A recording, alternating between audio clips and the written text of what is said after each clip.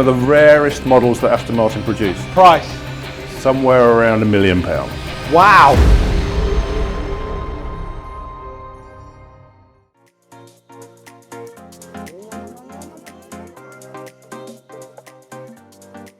So here we are again, and now I'm looking for Jonathan. Jonathan is the guy I need to find to talk about everything to do with buying a classic Aston Martin. Jonathan, hello! Are you here? Where is he? Ah, there is the man. Hey! Hello. Lovely to meet you. And you? So, cars. Yes. Where should we That's start? what we do. That's what you do. So, James Bond. We all want to be James Bond. So this is? This is the car that he drove, yeah, or the model that he drove, DB5. So yes, built from 1963 to 65. Only 800 built. 800 only? Yeah. Wow, so this is a super... The most iconic car you can think of in terms of classic Aston Martin. Yeah. It's what everybody wants, DB5. What does DB stand for, Jonathan? So DB stands for David Brown. So he was a guy who bought Aston Martin just after the war. He came from an engineering company that made lots of engineering things plus tractors. So if you've heard of David Brown tractors, same guy. Everyone wants a DB5. Because JB drove it, so... JB's the man. And that's one of those. So, no idea about cars really. I watch them race. Where do I start? So I'm thinking of buying one. What do I need to know? What should I look for? What's the price points? It's all about, with all of our cars, all our classic cars, it's all about condition. So how good a condition are they in? Are they really, really nice, fully restored cars, or are they very original with lots of work to be done, lots of restoration to be done? So that's what dictates the price. And they can range from, you know, a few $100,000 to a lot more $100,000 in terms of a DB5. And are the chassis sort of like stamped? Are they proven? Provenance in they Yes. use the word provenance in art. Yes. How do you do it with a classic car? Yeah, everything has a chassis number. Everything goes by chassis number. engine number, which is all very visible in various different places. So yes, totally hand-built car. So Totally hand-built car. 1963. 63 to 65. Perfectly hand-built. Wow. And that what makes them so special is that they are handcrafted. That's part of it, yeah. Part of it. The other Only is, 800 of them. so they're unique, rare, exclusive, James Bond. Yes, exactly, yes. So this car, for example, how much would it be to buy? This one's 625,000. Really Yeah. nice car, been through restoration. Beautiful. So what else do we have that's super special here? One very rare car we have at the back here, which is what we call a DB6. Not this one? Not this one. This is what this one. What is this one? This is a 1970s V8. So V8 meaning V8 engine, so 5.3 litre V8. 5.3. Yeah, so yeah. for all our eco fans, they're not going to be very happy. Very powerful, Yeah. very loud, Yeah. great to drive, big car. How's it handle? Fantastic for a big car, lots of power. V8. Really, yes. Wow. Yeah. Top speed? Can't tell you that. Okay, I've hired Goodwood for the day. It goes well. And this masterpiece here.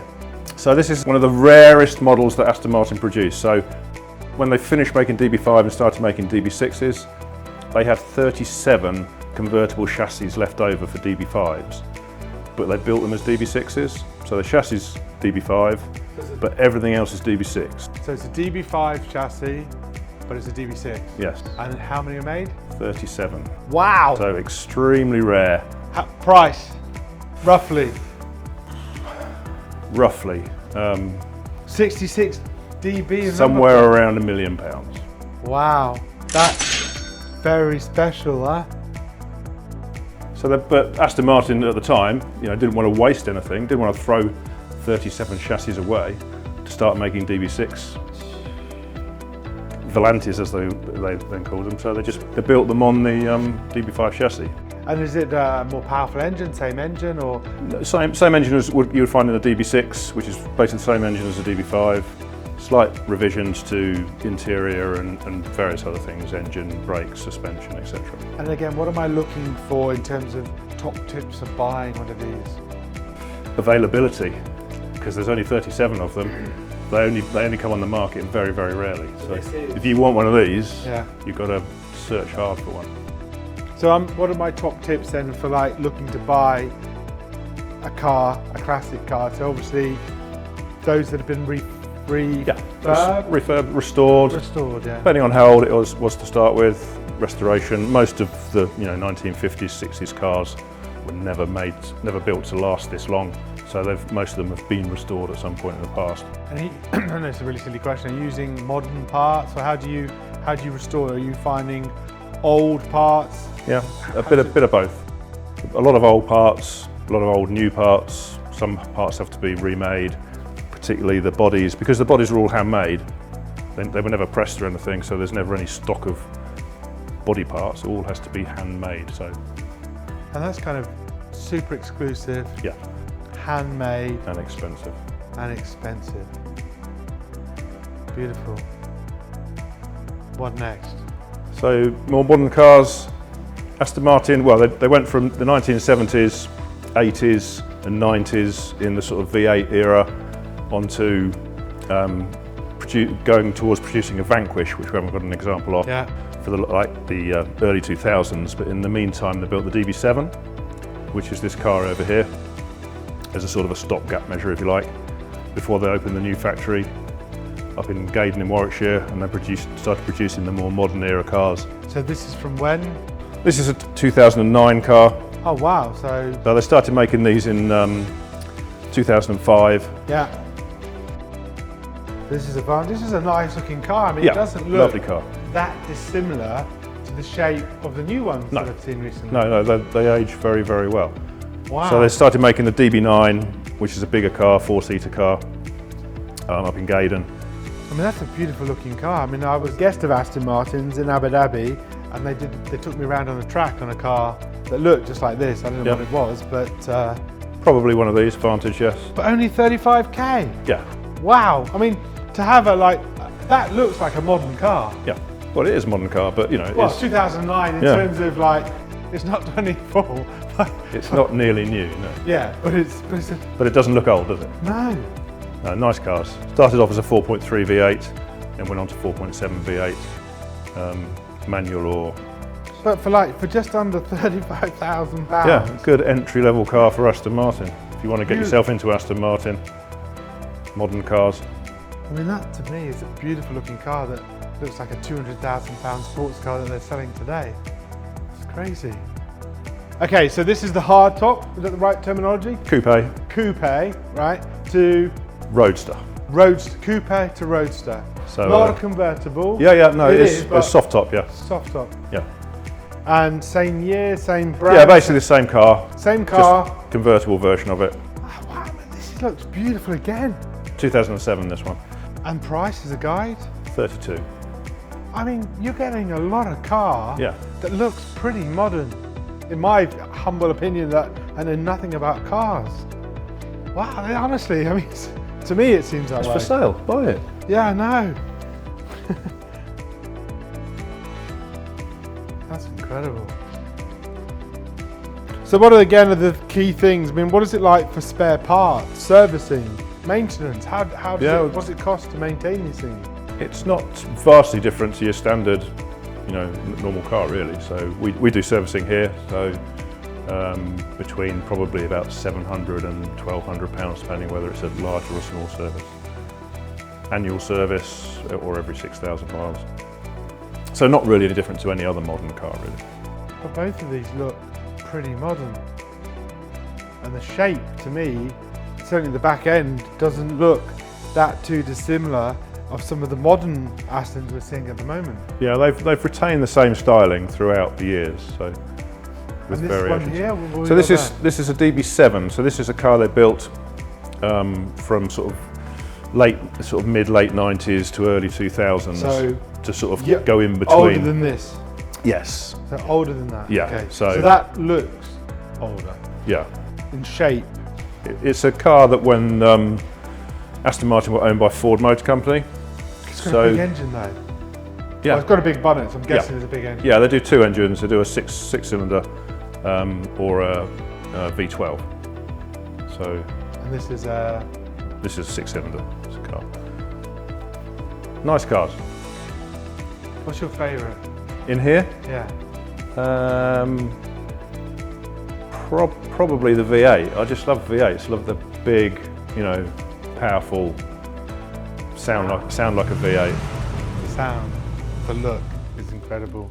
What else should I be thinking about? Questions to ask. What questions should I be asking myself if I come to see you? What advice should you be giving to people? It's what you feel you're happy with. Do you want something that's a bit older?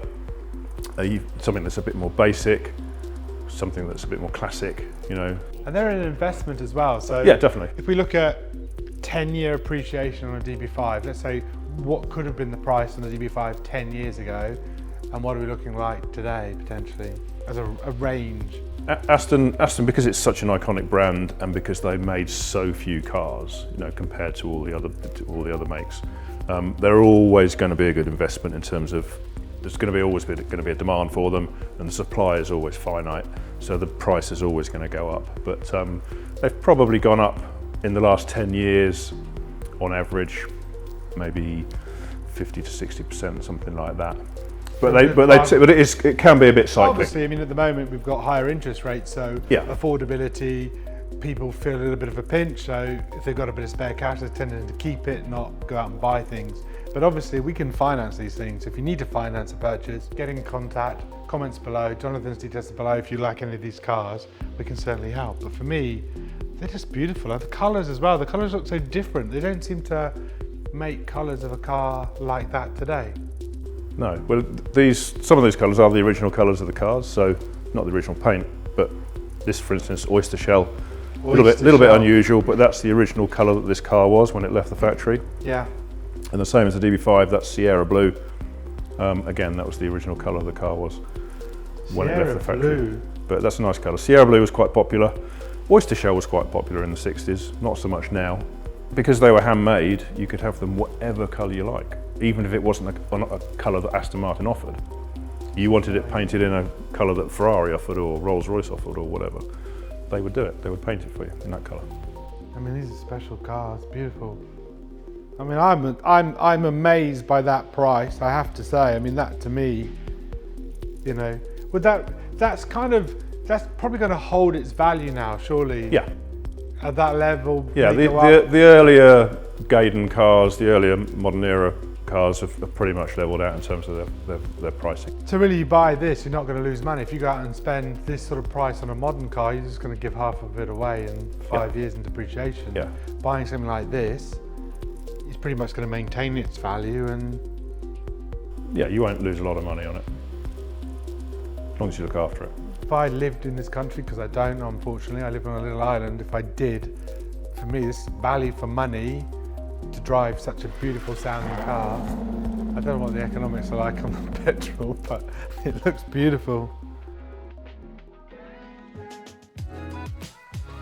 So this is the beautiful dashboard of the James Bond car, the DB5.